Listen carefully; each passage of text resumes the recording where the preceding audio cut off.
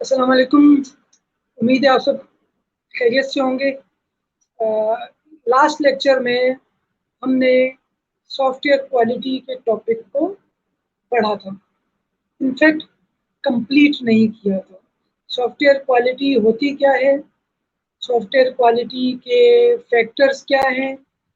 पहले तो क्वालिटी पढ़ा, फिर सॉफ्टवेयर क्वालिटी क्या होती है, फिर डिफरेंट व्यूज़ पढ़े क्वालिटी के, फिर सॉफ्टवेयर क्वालिटी के पॉइंट्स पढ़े जिन पर सॉफ्टवेयर क्वालिटी emphasize करती है। First one was the an effective software process, second one was the a useful product, third one was the by adding value for both producer and user.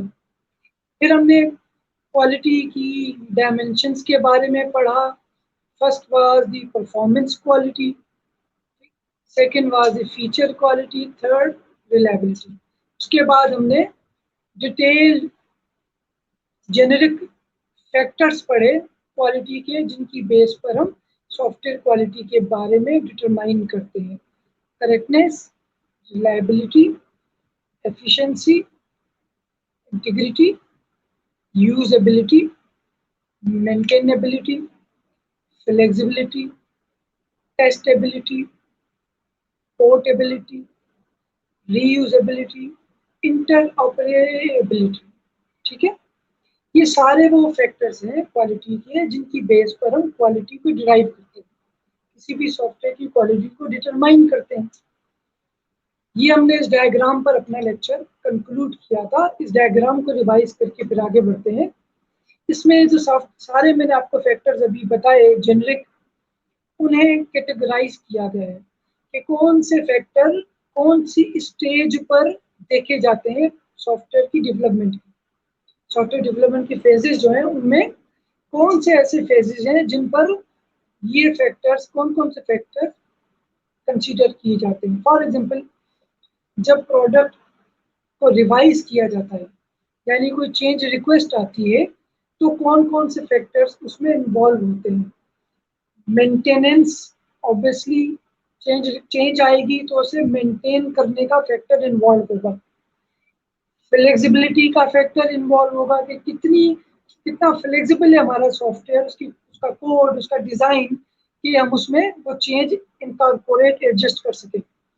Testability का factor involve होगा कि जब हम change कर दें तो उसके बाद टेस्ट करेंगे कि उसमें कौन सी चीज़, कौन सा फंक्शन, कौन सी रिक्वेस्ट इनकॉर्पोरेट हो सकी, कौन सी नहीं हो सकी।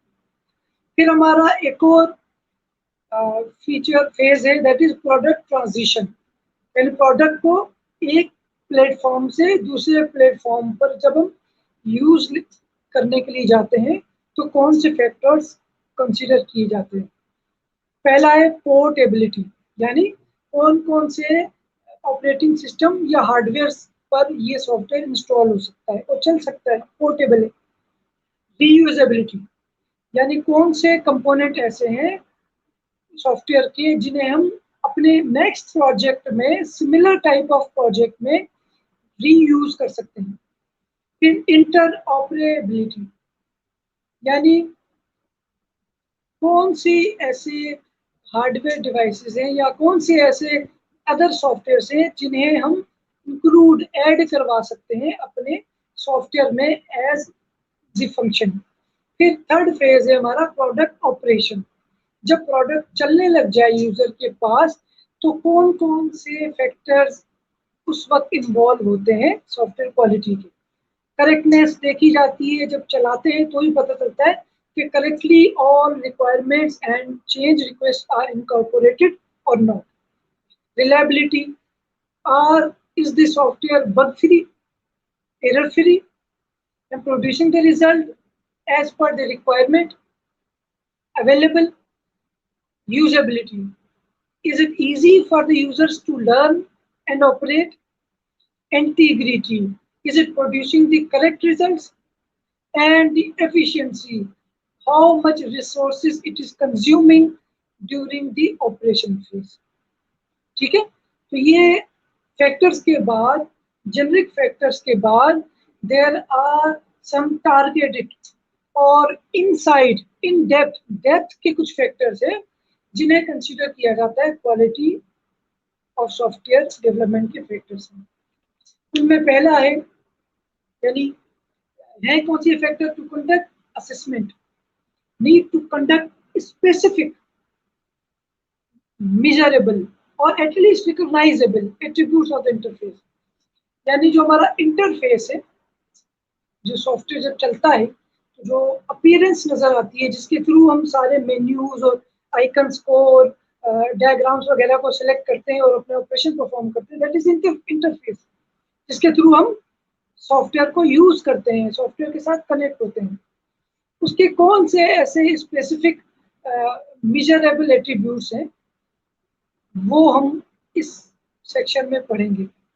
फर्स्ट वन इज इंट्यूटिवनेस, यानी the degree to which the interface follows expected usage patterns, so that even a noise can use it without significant training। यानी फॉर एग्जाम्पल हम एक ऑप्शन को ही सिलेक्ट करते हैं।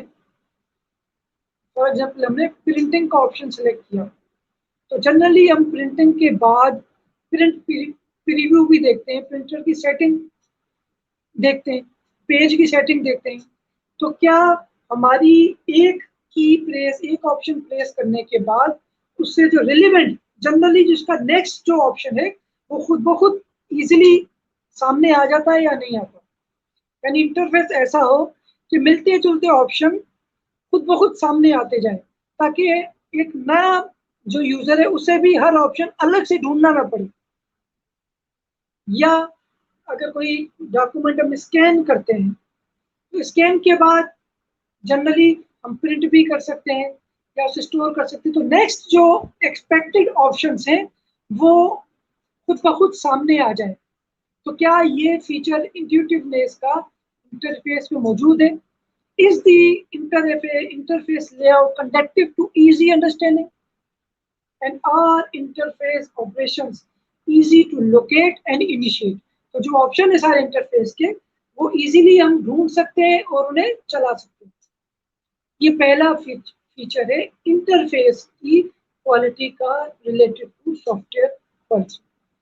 Then richness, the degree to which the interface provides a rich feature set। यानी इसका मतलब क्या है? Can the interface be customized to the specific needs of user?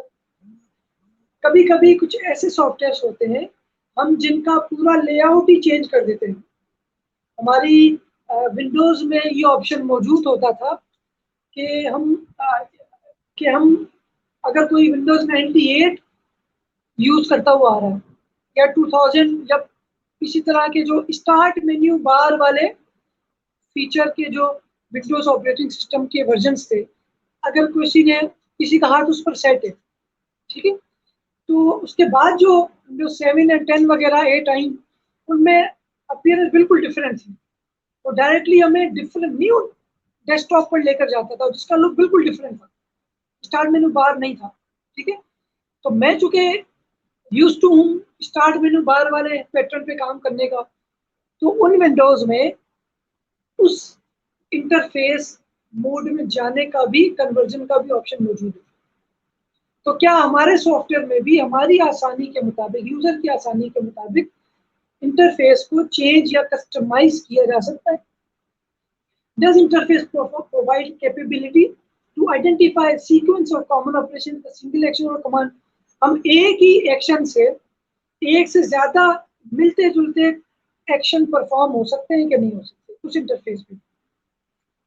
Then efficiency, कितना एफिशिएंट है हमारा इंटरफेस, यानी the degree to which operations and information can be located और इनिशिएटेड। किस हद तक जो हमारी इंफॉर्मेशन है या ऑपरेशन है वो आसानी से ढूंढे जा सकते हैं। For example, can a sequence of operation और data input be perform with an economy of motion? यानी हमें अगर कोई न्यू फॉर्म इंटर करना है तो दो सूरतें हो सकती हैं जनरली। एक कि हम मेन्यू पे क्लिक करें, फॉर्म पे क्लिक करें, न्यू पे क्लिक करें। फिर न्यू फॉर्म का मेन्यू आ जाए, बॉक्स आ जाए, तो फिर न्यू फॉर्म की एंट्री करें, या फिर एक ही ऑप्शन मौजूद है शॉर्टकट के तौर पर, उस पर क्लिक करें तो डायरेक्ट न्यू फॉर्म का बॉक्स ओपन हो जाए। इससे क्या होगा, इकोनॉमी ऑफ एक्शन होगा, मोशन होगा। इकोनॉमी ऑफ मोशन, कितने कम स्टेप्स में हम अपनी टारगेटेड फंक्शन को अचीव कर सकते हैं। Have hierarchical operation be organized in a way that minimizes the depth to which a user must navigate to something else? एक ही तरह के, जो भी मैंने जैसे आपको बताया कि हमने न्यू फॉर्म एंटर करना है तो एक हायरार्की है, फॉर्म न्यू, फिर न्यू फॉर्म आ रहा है, ठीक है। एक हायरार्की, फॉर्म ओपन, फिर हमसे पूछ रहा है कौन सा बना बना फॉर्म ओपन करना है। एक हायरार्की हो, फॉर्म की डिफरेंट है, report generate new, report 6 month, report 12 month, यानी एक ही जैसे ऑप्शन एक ही हायरार्की में एक ही ऑर्डर में मौजूद है या नहीं। This is all about the efficiency of the interface related with the quality of the software. Then robustness क्या होती है, the degree to which the software handles bad input data और इनअप्रोप्रिएट यूजर इंटरफेस। यानी अगर कोई गलत input डालते हैं तो सॉफ्टवेयर उसे पकड़ ले कि नहीं, ये अलाउड नहीं है। फॉर एग्जाम्पल, हमने अपने सॉफ्टवेयर में या हमने अपने फॉर्म में जो फॉर्म नंबर रखा है वो सिर्फ डिजिट्स पर मबनी रखा है, उसमें सिर्फ नंबर्स होते हैं, अल्फाबेट्स नहीं होते। और हमने स्पेसिफिकेशन में, रिक्वायरमेंट्स में ये सॉफ्टवेयर डेवलपर को ये बता दिया कि हम जो फॉर्म इनपुट करते हैं उस फॉर्म का जो नंबर होता है, unique number, form number top of the form, वो हमेशा नंबर्स में होता है, उसमें अल्फाबेट्स नहीं होते, अल्फा न्यूमेरिक नहीं होता। तो हम कोई न्यू फॉर्म एंटर करने जा रहे हैं और हमने ऑप्शन सेलेक्ट किया, फॉर्म न्यू, फॉर्म का बॉक्स आया, मेन्यू आया, हमने फॉर्म नंबर पे फॉर्म नंबर एंटर करना है।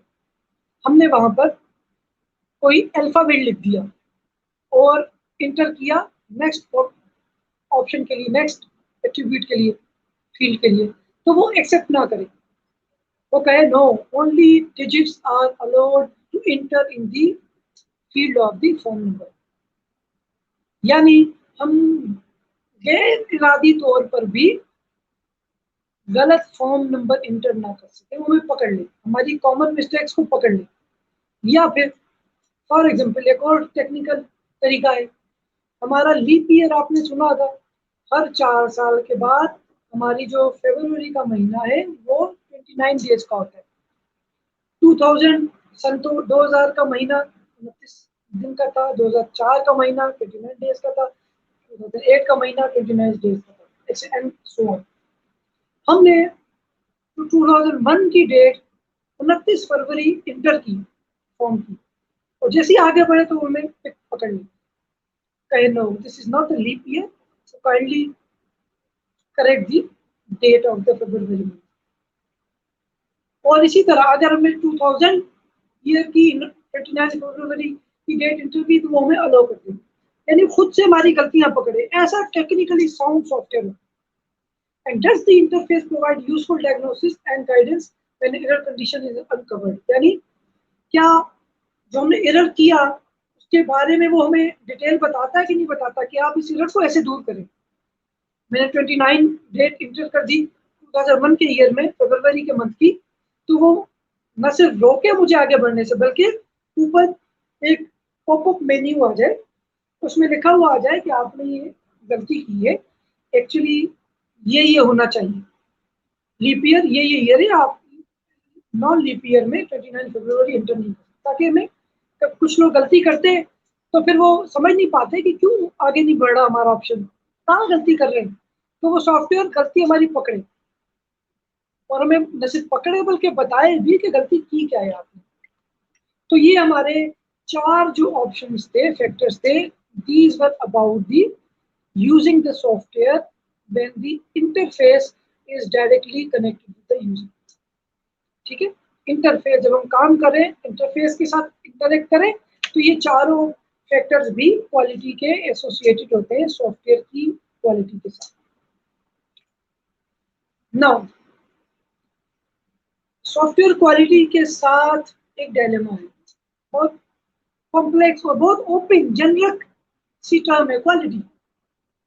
जैसे आप पहले मैंने आपको बताया 5 डिफरेंट व्यूज से डिफरेंट क्वालिटी की डेफिनेशन है।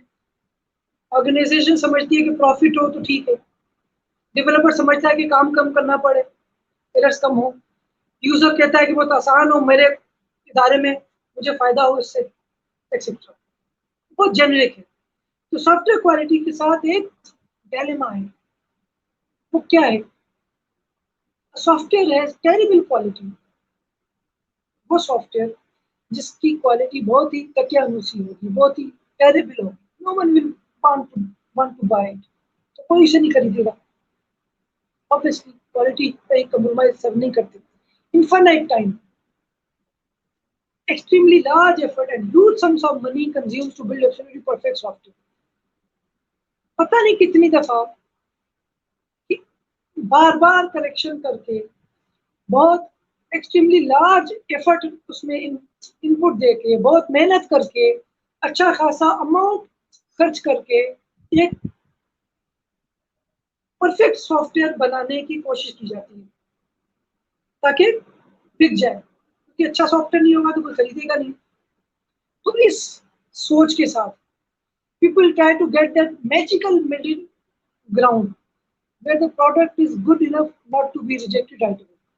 तो जब हम परफेक्ट सॉफ्टवेयर बनाने की कोशिश करें ये सोचकर कि अच्छा नहीं बनेगा तो कोई खरीदेगा नहीं, वेस्टेज ऑफ मनी एफर्ट होगी, तो क्यों ना हम परफेक्ट सॉफ्टवेयर बनाए। तो उसमें हम बहुत ज़्यादा टाइम लगाते हैं, बहुत ज़्यादा उसकी इटरेटिव कंडीशंस उसमें होती है, बार बार उसे ठीक करते हैं, टेस्ट करते हैं, अच्छी खासी उसमें एफर्ट हमारी एग्जॉस्ट होती है। तो कोई ना खरीदे उसके बावजूद तो कितना बड़ा नुकसान है कि हमने तो इतनी मेहनत की थी परफेक्ट बनाने के लिए, लेकिन अब बिक नहीं रहा, एक्सेप्टेबल क्वालिटी नहीं है। तो इस सूरत में बहुत सारे डेवलपर जो है उनका ख्याल क्या होता है, उनकी कोशिश होती है कि ऐसा सॉफ्टवेयर बना लिया जाए दरमियाने लेवल, मिडिल ग्राउंड, जो किसी भी तरह बिक जाए, रुका ना रहे, जिस पर हमारी इतनी ज्यादा एफर्ट ना लगे कि बाद में हमें परेशानी हो कि हमने इतनी मेहनत की थी, और इतना दकियानुसी बनाओ कि बिके, भाई इतना बस बना लें कि बिक जाए, गुड इनफ, रिजेक्टेड ना हो। और हम अगर नहीं भी बिके तो कम से कम ये तो हम सोचे ना कि हमने इतनी मेहनत की थी, हमारा इतना टाइम ज़ाया हुआ, इतना पैसा हमने लगा दिया, इस अपॉइंटमेंट हो जाए, बस इतना अच्छा बना लें कि बिक जाए किसी तरह। ऑलमोस्ट ऑल्सो नॉट ऑफ, यानी इतना बुरा भी ना हो और इतना परफेक्शन के चक्कर में भी ना पड़े। तो ये एक सोच अप्रोच होती है। तो गुड इनफ सॉफ्टवेयर क्या होता है? गुड इनफ सॉफ्टवेयर यानी बस बिक जाए, वो होता क्या है जो डेवलपर्स अक्सर बनाना चाहते हैं, इस परफेक्शन और रिजेक्शन के दरमियान में रहते हैं। It delivers high quality function and feature that user desire, यानी जो यूजर हमारा चाहता है फंक्शंस, वो बहुत अच्छे से उसमें इनकॉर्पोरेट कर दी जाती है, उन्हें सब उन सब फंक्शन को शामिल कर दिया जाता है बहुत अच्छी क्वालिटी के साथ। But at the same time, साथ ही साथ, it delivers other more obscure और specialized function and feature that contain non words, और कुछ ऐसे फंक्शन भी फीचर उसमें शामिल कर लिए जाते हैं जिनमें जो प्रॉब्लम्स हैं, एरर्स हैं, वो हमें ऑलरेडी पता है, हम उसे दूर करने के चक्कर में नहीं जाते। यानी कुछ सॉफ्टवेयर हमने बहुत बेहतरीन बना के, कुछ फीचर्स हमने बहुत बेहतरीन बना के उसमें ऐड कर लिए, कुछ में कुछ एरर्स हैं, लेकिन उन्हें दूर करने में बहुत ज़्यादा टाइम लग जाएगा, तो वो परफेक्शन वाला चक्कर हो जाएगा, गुड इनफ वाली टर्म नहीं होगी, तो हम उन्हें शामिल कर देते हैं। चलो पता तो है हमें मसला क्या है, जब आएगा तो देखा जाएगा, कुछ बहुत अच्छे शामिल कर देते हैं।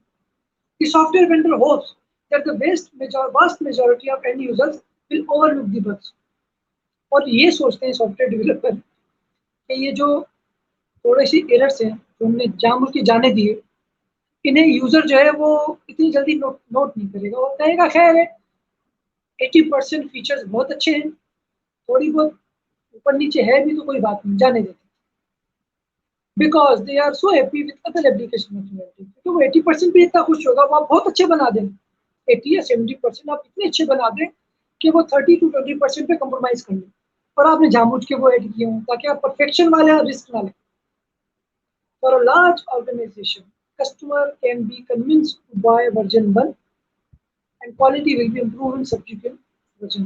अच्छा, बड़ी जो ऑर्गेनाइजेशन होती है तो उसकी रेपुटेशन अच्छी होती है, फिर ट्रस्ट करते हैं लोग, तो उनका जस्ट गुड इनफ सॉफ्टवेयर अगर इंट्रोड्यूस होता है, दिया जाता है कस्टमर को, तो कहा जाता है कि वर्जन 1 है, इसके बाद हम वर्जन 2 भी आपको बनाकर देंगे, उसमें जो गड़बड़ होगी उसमें इम्प्रूव कर लेंगे, तो वो फिर बिक जाता है क्योंकि ऑर्गेनाइजेशन पे ट्रस्ट है कस्टमर्स को, उनका नाम है। इसलिए इसकी एक एग्जांपल है कि आपने सर्विस पैक्स का नाम सुना होगा। पहले कुछ सर्विस पैक्स आते थे माइक्रोसॉफ्ट के, होता ये था कि विंडोज 95 इंट्रोड्यूस की माइक्रोसॉफ्ट ने, विंडोज 98 की, विंडोज मी मिलेनियम की, विंडोज एक्सपी एक्स्ट्रा प्रोफेशनल की, विंडोज 2000 की इंट्रोड्यूस, तो उन्होंने गुड इनफ करके इंट्रोड्यूस कर दी। अब लोगों को ट्रस्ट है माइक्रोसॉफ्ट से, उनके ऑपरेटिंग सिस्टम हमने खरीद ली, तो उनमें जो नॉन बग्स थे, एरर्स आए, या ऐसे एरर्स आए जो कस्टमर ने बाद में उन्हें बताया, चलाने वालों ने बाद में बताया कि ये भी प्रॉब्लम है, तो वो भी उन्होंने अपनी नॉन लिस्ट में शामिल कर ली, तो उसके उन्होंने सर्विस पैक इंट्रोड्यूस कर दिए। जब आप सर्विस पैक इंस्टॉल करते हैं तो वो जो नॉन बग्स है वो सिर्फ उन्हें रिप्लेस करके, सिर्फ उन फीचर्स को रिप्लेस करके आपके जो नॉन बग्स उन्हें रिमूव कर देगा। हुआ ये कि आपकी प्रोडक्ट तो बिक गई, उसके बाद आपका सर्विस पैक भी बिक रहा है, क्योंकि और एक दो बार जिसने प्रोडक्ट खरीद ली उसने उस पर काम करना शुरू कर दिया, अब वो आपका मोहताज हो गया माइक्रोसॉफ्ट का, कि सर्विस पैक आए ताकि ये प्रॉब्लम भी दूर हो सके, तो उसने सर्विस पैक भी खरीदा। तो बड़ी ऑर्गेनाइजेशन पर ये फार्मूला अप्लाई होता है, लेकिन छोटी ऑर्गेनाइजेशन अगर ऐसा करेगी तो अपनी रेपुटेशन को रिस्क पे रखेगी, लोग खरीदार दोबारा उसके पास नहीं आएंगे, क्योंकि यकीन ही नहीं होगा कि एक वर्जन 2 भी अच्छा बना सकता है, क्योंकि इन्होंने एक ही दफ़ा अच्छा नहीं किया, और इसलिए बेहतर है कि हम इनके साथ बिजनेस आइंदा करें ना, बेहतर ऑर्गेनाइजेशन की तरफ जाए। This is not about good software, good enough software. फिर एक और डायलेमा है, the cost of the quality. Quality तो हम अचीव करें, लेकिन उस पर खर्चा बढ़ा, फ्री में नहीं आती क्वालिटी, एफर्ट लगती है, पैसा लगता है, लोग चाहिए होते हैं, टाइम लगता है। क्वालिटी इज इम्पोर्टेंट, अहमियत तो है क्वालिटी की, but it cost us time and money. अच्छी प्रोडक्ट बनाने में टाइम भी लगता है तो पैसे भी लगते हैं। Too much time and money to get the level of software quality really wrong, उस लेवल का सॉफ्टवेयर बनाने के लिए जो जो हम वाकई में बनाना चाहते हैं। Quality has a cost, quality की एक कीमत है, but lack of quality also has a cost. लेकिन अगर क्वालिटी अच्छी नहीं है तो उसकी भी कीमत अदा करनी होगी, not only to end users who must live with buggy software, but also to the software organization that has built and must maintain it. अब कॉस्ट की सिर्फ अगर अच्छा क्वालिटी अचीव करने में तो खर्चा होगा, हैज अ कॉस्ट, लेकिन अगर क्वालिटी को फोकस नहीं करते तो उसकी भी कॉस्ट होती है जो पे करनी पड़ती है। एंड यूजर्स को क्या पे, अगर एंड यूजर कहते हैं ठीक है हल्का फुल्का बना दो कोई बात नहीं, उन्हें उस एरर वाले सॉफ्टवेयर के साथ हमेशा काम करना होगा, ये वो कॉस्ट पे कर रहे हैं, काम स्लो होगा, रिलायबल नहीं होगा, प्रॉब्लम्स आएंगी रिजल्ट्स में एक्सेट्रा, और जो ऑर्गेनाइजेशन बना के देगी वो भी बार बार मेंटेन करती रहेगी, तो मेंटेनेंस में उनकी कॉस्ट लग जाएगी अगर उन्होंने क्वालिटी पे ना लगाई। तो कह रहा हूँ क्वालिटी डायनामा है, इधर से पकड़े तो भी प्रॉब्लम, इधर से पकड़े तो भी problem. The real question is this, सवाल क्या है, which cost should we be worried about. फिर हमें कौन सी कॉस्ट के बारे में सोचना चाहिए, जो हम क्वालिटी पे लगाते हैं या जो उसकी मेंटेनेंस या यूजेज पे लगाते हैं, किसको अहमियत देनी चाहिए।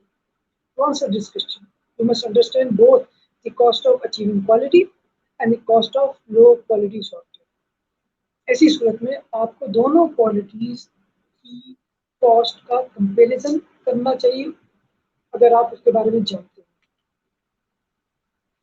क्या है ये कॉस्ट ऑफ क्वालिटी में क्या होता है, ठीक है, ये सब कॉस्ट ऑफ क्वालिटी में आपको बताऊंगा।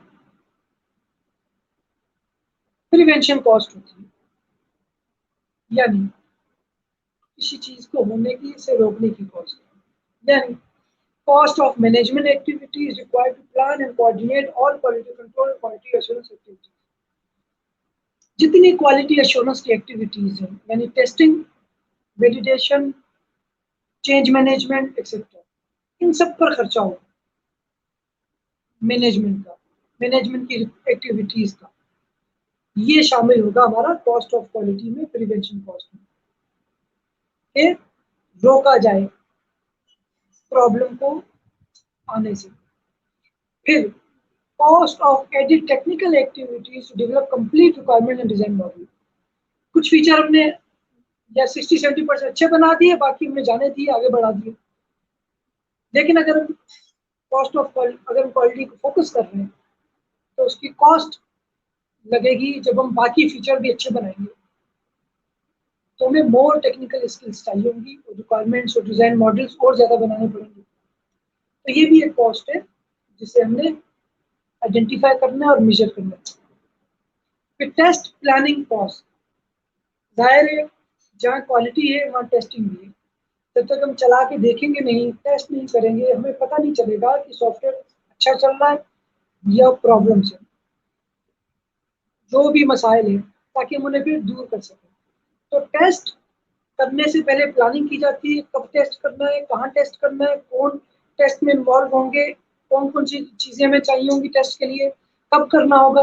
ये प्लानिंग में भी हमारा टाइम कॉस्ट लगेगी, और फिर जो टेस्ट करेंगे उसमें भी हमारी कॉस्ट लगेगी, क्योंकि हम क्वालिटी को अचीव करना चाह रहे हैं। फिर cost of all training associated with these activities.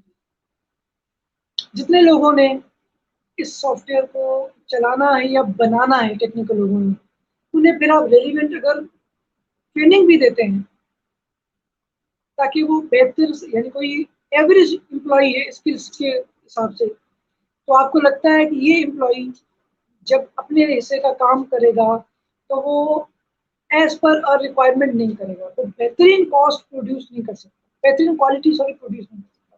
तो आप उसे भी ट्रेनिंग देंगे, क्योंकि आप कॉस्ट की तरफ फोकस कर रहे हैं, तो उस पर भी कॉस्ट लगेगी ट्रेनिंग में। ये है प्रिवेंशन कॉस्ट, क्वालिटी शुरू में ही मेंटेन कर लीजिए। फिर अप्रेजल कॉस्ट, अप्रेजल कॉस्ट कौन सी है? सबसे पहली है cost of conducting technical reviews.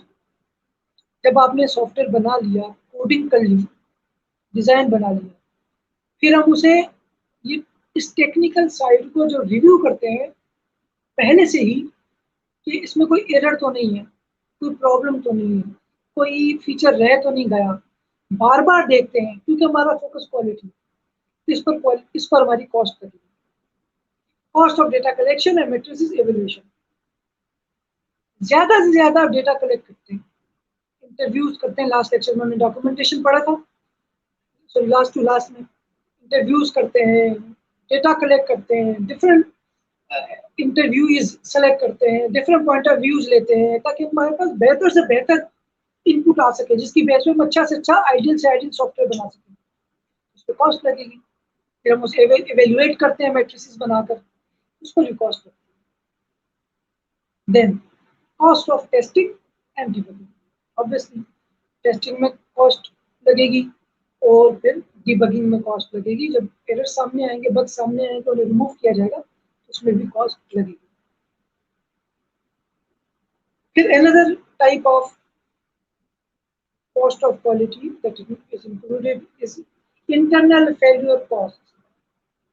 कि जब इंटरनली आपके कोई फेल्यूर आ जाए तो उस पर आपकी कितनी कॉस्ट लगेगी। फॉर एग्जाम्पल ये कौन से which are the scenarios? Cost required to perform rework to correct an error. कोई एरर आ गया, उसे रिपेयर करने में या रीवर्क करने में जो हमारी कॉस्ट लगेगी वो इंटरनल फेल्यूर कॉस्ट में शुमार होती है, काउंट होती है। Cost that occurs when rework inadvertently generates side effects that must be mitigated.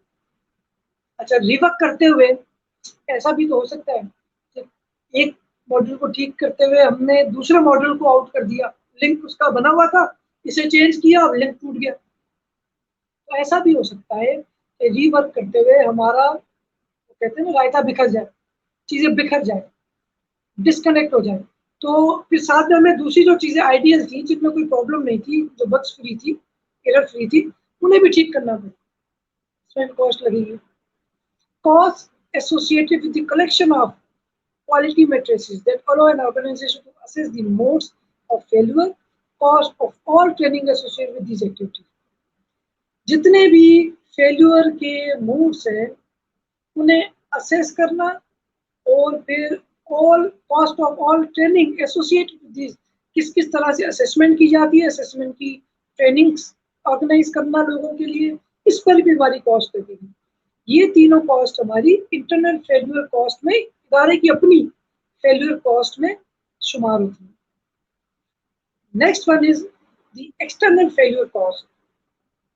बैरूनी कॉस्ट कौन सी है फेल्यूर की? Associated with defects found after the product has been shipped to the customer. यानी एक्सटर्नल है, इदारे से चली गई कोई प्रोडक्ट, कस्टमर के पास शिपमेंट हो गई, उसके बाद जो कॉस्ट आएगी फेल्यूर की, वो एक्सटर्नल फेल्यूर कॉस्ट कहलाएगी। For example, complaint resolution. Customer ने कहा मैंने तो ये फीचर कहा ही नहीं था, आपने क्यों शामिल किया? मैंने कहा था कि आपको बैकग्राउंड वाइट रखना है, आपने तो डार्क कर दिया। मैंने तो कहा था कि आप इसकी कंपेटिबिलिटी जो है वो सारे ऑपरेटिंग सिस्टम के साथ रखें, लेकिन ये तो यूनिक्स पे चल ही नहीं रहा। एक ये मसला है, फिर आपकी कॉस्ट आएगी। Product return and replacement. तो मसला इतना बढ़ गया कि कस्टमर ने कहा कि भाई ये वापस करो अपनी प्रोडक्ट, ये मेरे काम की नहीं है, मैंने तो असल में बनवाई यूनिक्स के लिए थी, यूनिक्स में तो ये प्रॉपर्ली चल ही नहीं रही, तो मैंने किस काम किया? हमारे यहाँ तो सारा सिस्टम यूनिक्स पे चल रहा है, ऑपरेटिंग सिस्टम पे। या आप वापस करो या रिप्लेस करो, दोबारा से बना कर दो। External failure cost. Helpline support. इतनी प्रॉब्लम्स थी, इतनी कॉम्प्लिकेटेड है, यूजेबिलिटी इतना मुश्किल है, इतनी कॉम्प्लेक्स है कि बार बार आपको कांटेक्ट किया जा रहा है कस्टमर या यूजर की तरफ से कि बताओ ये मसला है कैसे हल करें, ये मसला है कैसे हल करें। कभी आपको बुलाया जा रहा है, आ जाए भाई ये मसला हल करके दे, आ जाए इंस्टॉलेशन करके दे। Cost, labour cost associate with warranty. Warranty में है तो महीने में 10 दफा जाना पड़ गया, तो लोग गए आए, आपने उनको आने जाने का किराया दिया, आने जाने का फ्यूल दिया, और वो जो यहाँ काम कर रहे थे वो काम रुका। तो एक्सटर्नल फेलियर कॉस्ट में ये कॉस्ट भी शामिल होती है। फिर सॉफ्टवेयर क्वालिटी का डायलेमा कंटिन्यू है। कॉस्ट के बाद risk, different type of risk सामने आ सकते हैं। रिस्क हम आगे चल के क्वालिटी एश्योरेंस के बाद या उससे बाद लास्ट लेक्चर में पढ़ेंगे सेपरेटली, ठीक है। Low quality software risk, software जो है उनमें रिस्क बढ़ जाता है, डेवलपर के लिए भी एंड यूजर के लिए भी। फॉर एग्जाम्पल, एक हॉस्पिटल था पेनामा में, ठीक है, वहाँ 32 पेशेंट्स को ओवरडोज दे दिया गया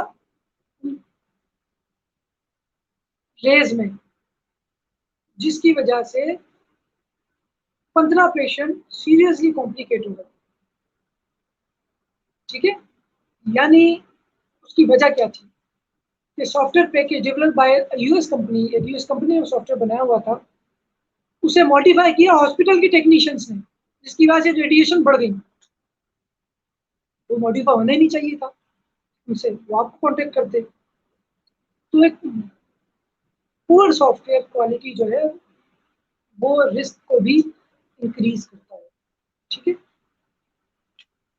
इसकी और कई एग्जांपल हो सकती है। ट्रैफिक सिग्नल है, उसका सॉफ्टवेयर अच्छा नहीं बना हुआ, कभी 15 सेकंड के बाद ग्रीन हो रहा है, कभी 20 सेकंड के बाद, और एक साथ दोनों भी ग्रीन हो रहे हैं, तो सारी गाड़ियां एक साथ चल रही हैं, तो रिस्क एसोसिएटेड। फिर एक और डायलेमा का एक और पार्ट है negligence and liability. In most cases, the customer claims that developer has been negligent and is therefore not entitled to payment. ज़्यादातर ऐसा होता है कि आपने क्वालिटी अच्छी नहीं बनाई, सॉफ्टवेयर दिया, तो कस्टमर ने बाकी आपकी पेमेंट रोक ली। नहीं भैया, आपने तो अच्छा बनाया नहीं, मैं नहीं दे रहा। ये सॉफ्टवेयर तो मुझे दूसरी कंपनी वाले आधी कीमत में बना के दे रहे थे। मैंने अच्छा सॉफ्टवेयर बनवाना था, तभी तो आपको पैसे दिए। क्या फ़ायदा भी इतने पैसे देने का? वो मुकर गया बाकी payment. The developer often claims that the customer has repeatedly changed its requirement and has subverted the development partnership in other ways. तो डेवलपर कभी-कभी बार-बार ये क्लेम कर सकता है कि कस्टमर ने खुद इतनी सारी चेंजेस कराई, इतनी रिक्वायरमेंट चेंज की, तो जिम्मेदार वही है। जो खर्चा बढ़ा, हमारा बजट बढ़ा, वही जिम्मेदार है, वो देगा पैसे। बार-बार चेंजेस करवा रहा था। In every case, the quality of the delivered system comes into question. हर हाल में सॉफ्टवेयर की क्वालिटी पे सवाल उठता है। फिर आता है क्वालिटी एंड सिक्योरिटी। एक और डायलेमा का एस्पेक्ट डायलेमा का software security relates entirely and completely to quality. Security का ताल्लुक क्वालिटी के साथ। Software that does not exhibit high quality is easier to hack. Hacking से अगर आपका ऐसा सॉफ्टवेयर है जो इंटरनेट से कनेक्ट होकर चलता है, नेटवर्क से कनेक्ट होकर चलता है, वो इजीली उसे हैक कर लेता है, तो सॉफ्टवेयर की क्वालिटी क्वेश्चनेबल है। To build a secure system, you must focus on quality and that focus must begin during design. It means कि आपको जो सॉफ्टवेयर डिजाइन करना है, इतनी अच्छी उसकी डिजाइनिंग और कोडिंग मॉडलिंग करनी है कि कोई इसे हैक ना कर सके, उसमें कोई फ्लॉज ना हो, उसकी कोडिंग में, उसकी प्रॉब्लम में कोई इतनी गलतियां ना हो कि उसे आसानी से हैक किया जा सके और सिक्योरिटी कंप्रोमाइज ना हो। The impact of management action एक और डायलेमा है। मैनेजमेंट के एक्शन भी उससे मुतासिर होते हैं, यानी estimation decision. In many cases, there is enormous time to market pressure that forces the team to, यानी कभी-कभी ऐसा होता है कि ऑर्गेनाइजेशन की मैनेजमेंट डेवलपर को कहती है जल्दी बना के तो हमने मार्केट में देना है, जल्दी चाहिए, कस्टमर को देना भी जल्दी करनी है, तो वो क्या कहता है, वो फिर क्वालिटी का कंप्रोमाइज कर लेगा, जल्दी बना कर देना है, शॉर्टकट लेगा, बने बनाए फीचर्स को ऐड कर लेगा, खुद नहीं बनाएगा। लिहाजा सॉफ्टवेयर डिलीवरी इंजीनियर को क्या करना चाहिए? Delivery date is irrational. If delivery date is irrational, it is important to hold your ground. अगर कोई ऐसी डेट बताई जा रही है मैनेजमेंट की तरफ से, 1 महीने में हमने देना है, तो सॉफ्टवेयर इंजीनियर को लगे कि ये मुमकिन नहीं है, तो वो कहे नहीं भाई 1 महीने में हो ही नहीं सकता, या तो आप मुझे ज़्यादा टाइम दें या वरना मैं बना लिया, वरना क्वालिटी कंप्रोमाइज हो जाएगी, कल को आप मुझे जिम्मेदार ठहरे। मैनेजमेंट एक्शन का एक और इम्पैक्ट क्या है? स्केड्यूलिंग डिसीजन, यानी since component A depends on processing that occurs within component B and C, यानी अगर एक फीचर बाकी 2 फीचर पर डिपेंड करता है और स्केड्यूलिंग इतनी टफ है कि आपने वो 2 फीचर बनाए नहीं, ये फीचर पहले बना लिया, तो उनकी आपस में जो कनेक्टिविटी है, तो रिजल्ट क्या होगा? अब मैं ए फीचर है जो डिपेंड करता था, आपने पहले बना लिया, may have defects that are hidden only to be discovered much later.